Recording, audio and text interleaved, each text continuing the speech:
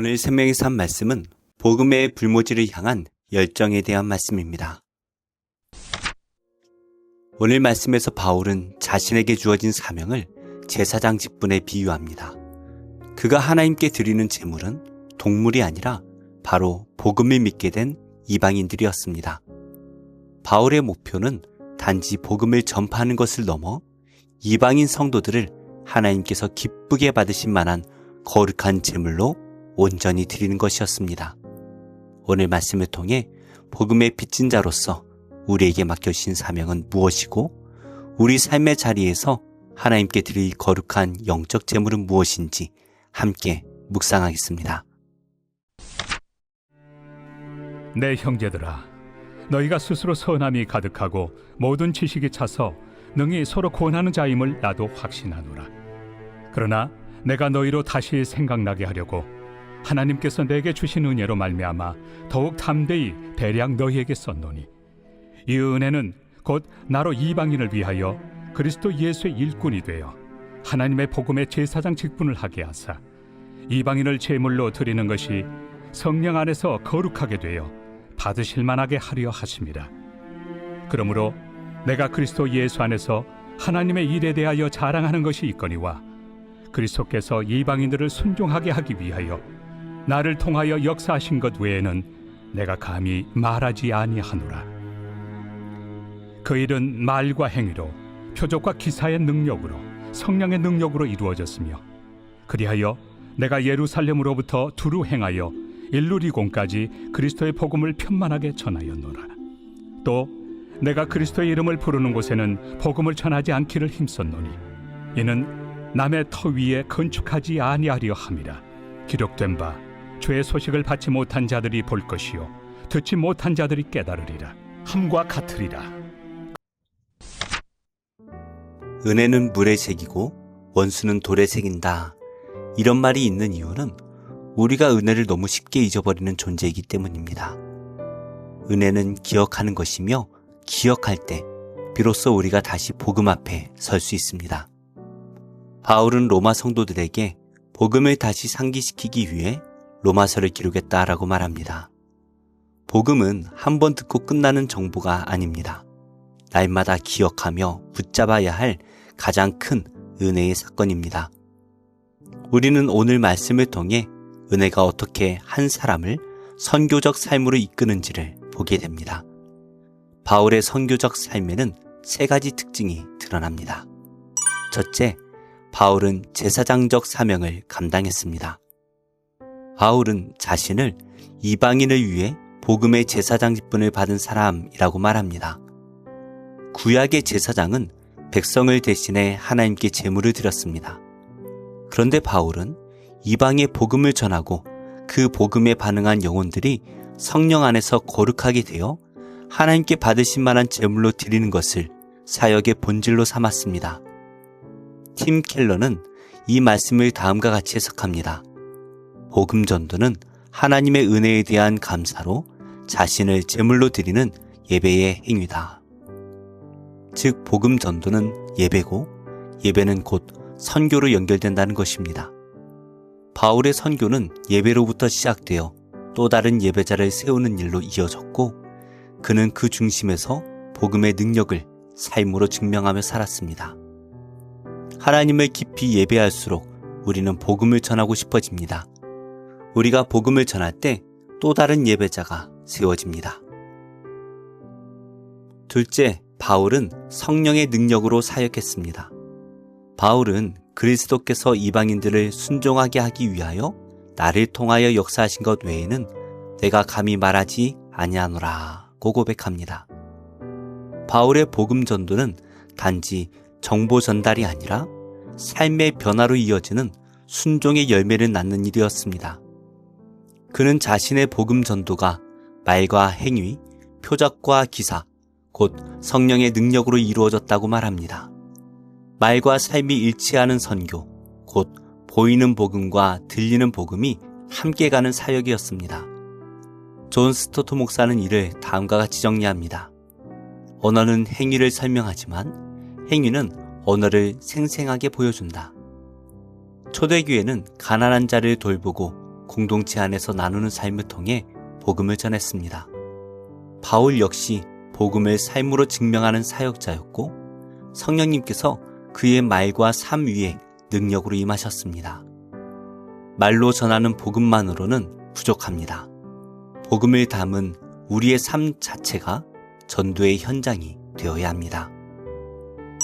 셋째, 바울은 복음이 전해지지 않은 곳을 향해 나아갔습니다. 예루살렘으로부터 두루 행하여 일루리곤까지 그리스도의 복음을 편만하게 전하였노라. 바울은 선교 전략이 분명한 사람이었습니다. 그는 복음을 듣지 못한 자들에게 먼저 가야 한다라는 사명 아래 움직였습니다. 또한 그는 다른 일꾼의 사역지에서는 사역하지 않았습니다. 그는 개척자였고 복음이 한 번도 선포되지 않은 환량한 땅을 향해 믿음으로 걸어갔습니다. 팀 켈러는 바울을 두고 가장 단단한 땅에 쟁기질하려 했던 사람이라고 표현합니다. 바울은 복음을 전혀 접해보지 못한 이들, 복음과 가장 멀리 있는 땅, 복음의 마음을 닫은 사람들을 향해 자신을 기꺼이 내어주었습니다.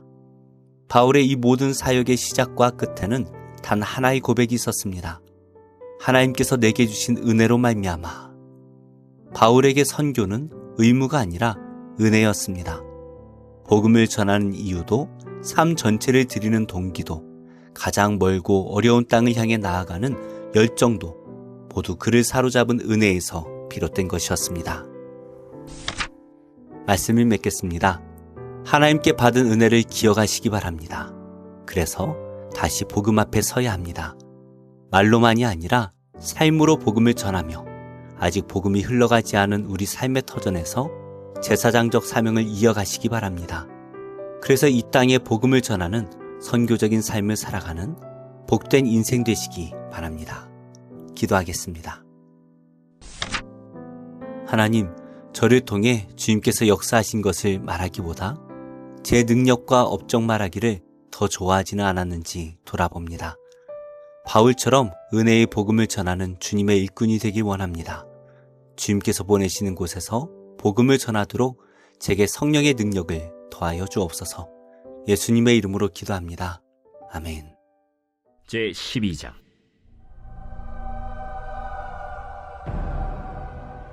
르호보암이 세겜으로 갔으니 이는 온 이스라엘이 그를 왕으로 삼고자 하여 세겜에 이르렀음이더라.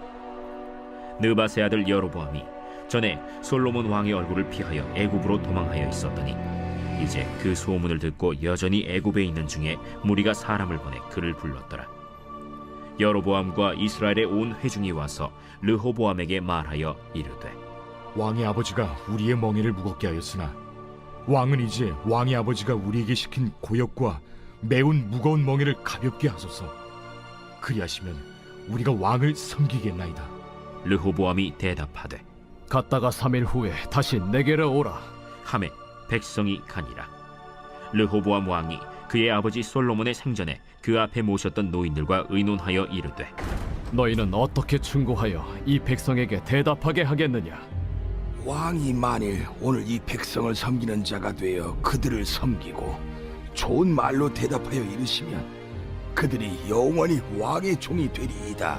하나 왕이 노인들이 자문하는 것을 버리고 자기 앞에 모셔있는 자기와 함께 자라난 어린 사람들과 의논하여 이르되 너희는 어떻게 자문하여 이 백성에게 대답하게 하겠느냐? 백성이 내게 말하기를 왕의 아버지가 우리에게 매운 멍에를 가볍게 하라 하였느니라.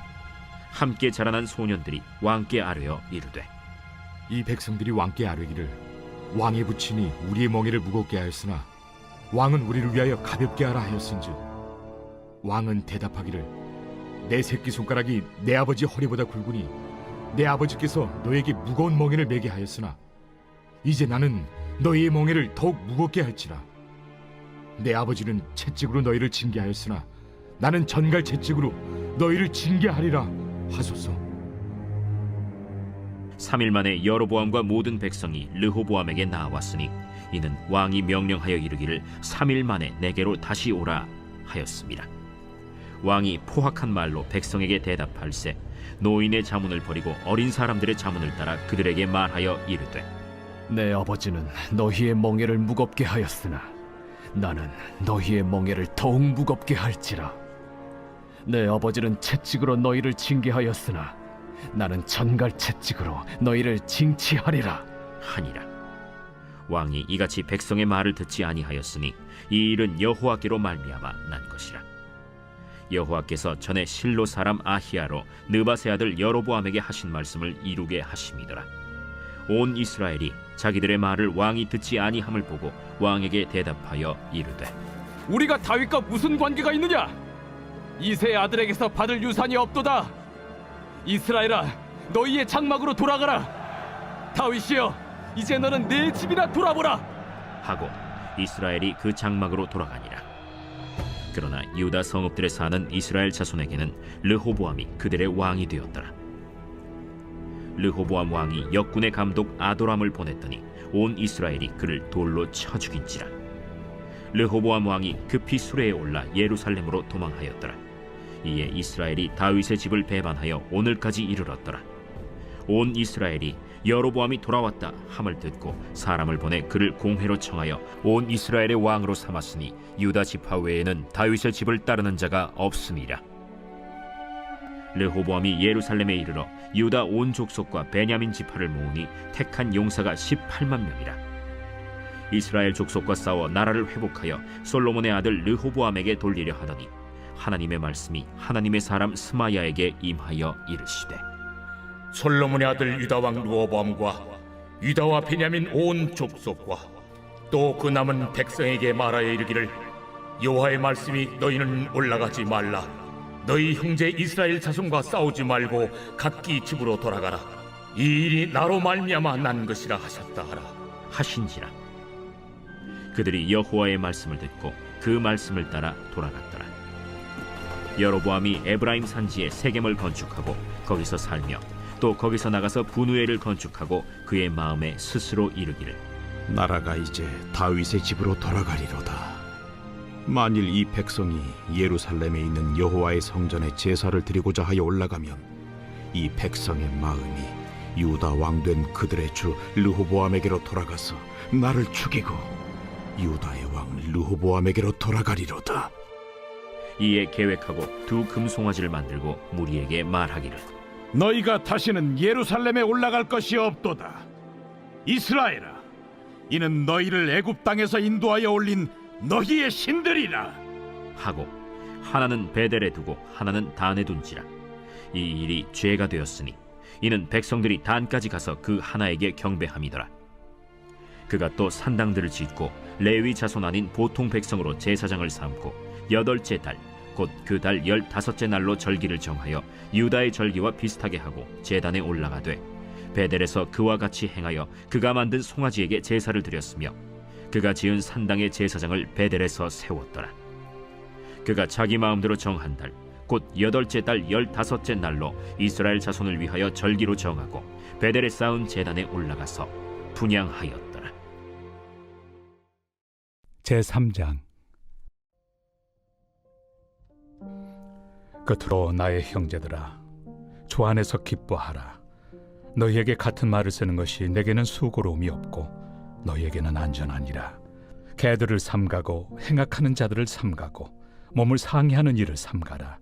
하나님의 성령으로 봉사하며 그리스도 예수로 자랑하고 육체를 신뢰하지 아니하는 우리가 곧 할례파라.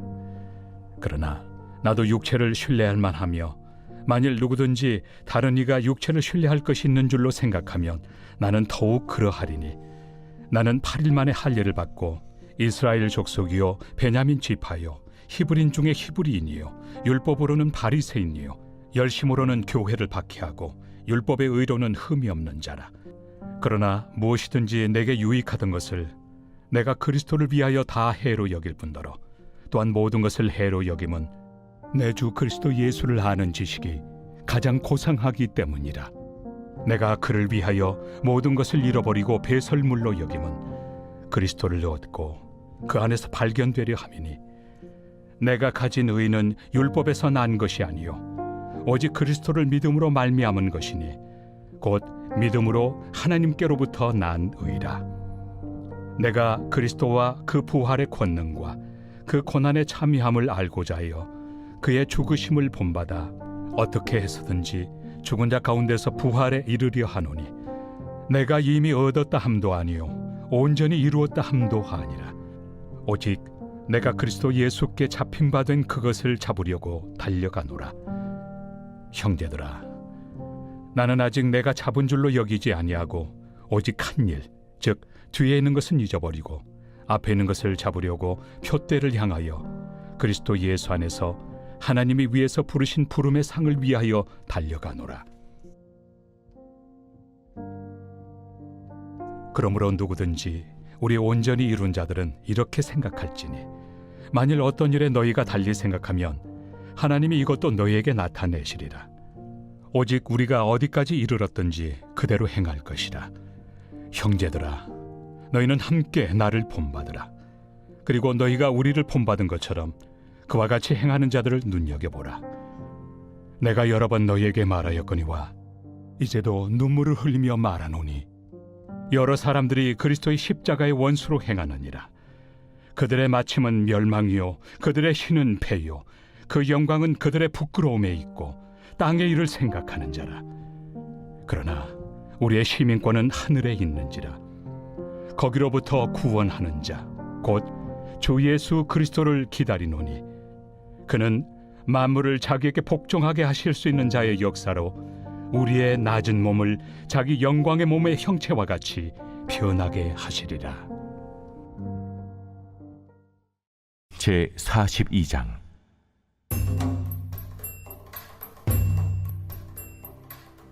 그가 나를 데리고 밖으로 나가 북쪽 뜰로 가서 두 방에 이르니 그 두 방의 하나는 골방 앞 뜰을 향하였고 다른 하나는 북쪽 건물을 향하였는데 그 방들의 자리의 길이는 100척이요 너비는 50척이며 금원은 북쪽을 향하였고 그 방 3층에 회랑들이 있는데 한 방의 회랑은 20척 되는 안뜰과 마주대하였고 다른 한 방의 회랑은 바깥뜰 박석 깔린 곳과 마주대하였으며 그 두 방 사이에 통한 길이 있어 너비는 10척이요 길이는 100척이며 그 문들은 북쪽을 향하였으며 그 위층의 방은 가장 좁으니 이는 회랑들로 말미암아 아래층과 가운데층보다 위층이 더 줄어짐이라.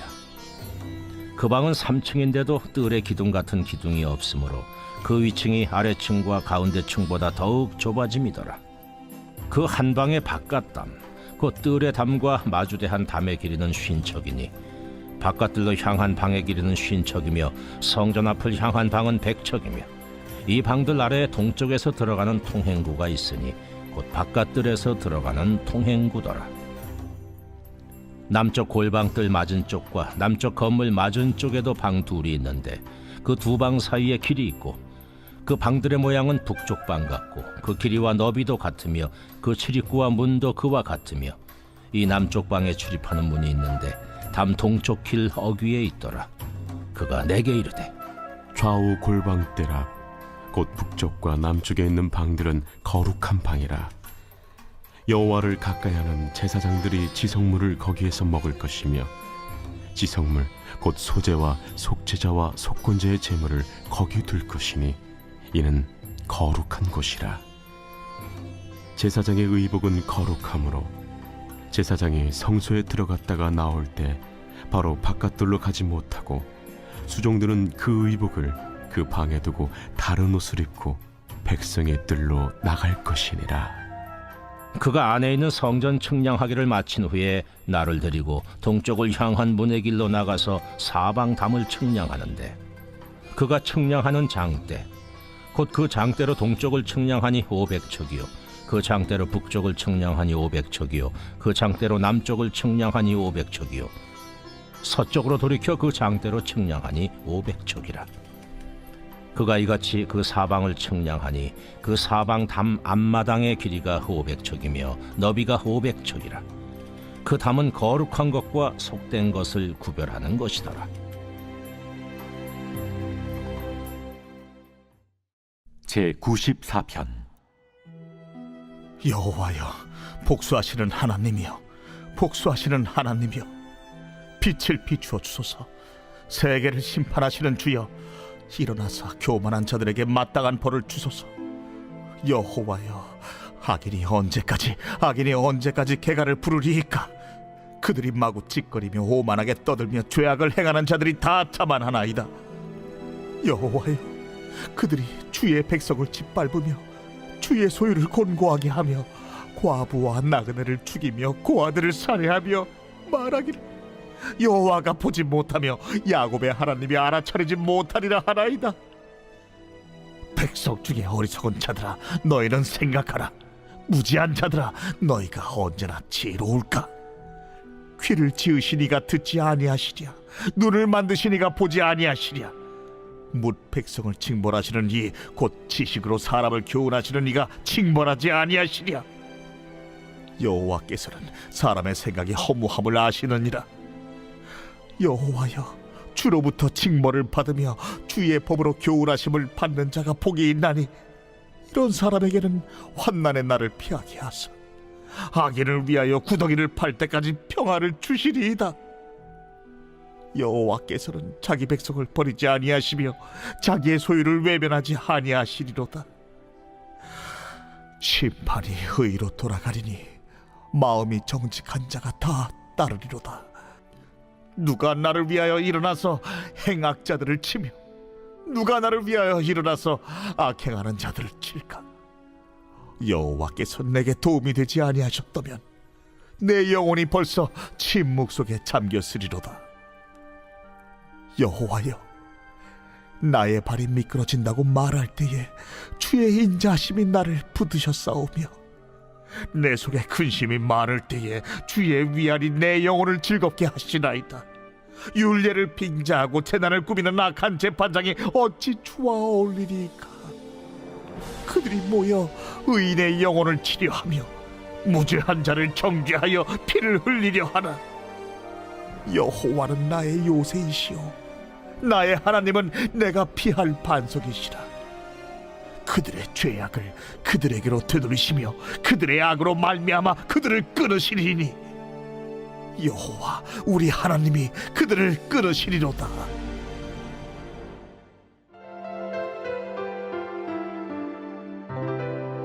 좋은 교회, 좋은 TV.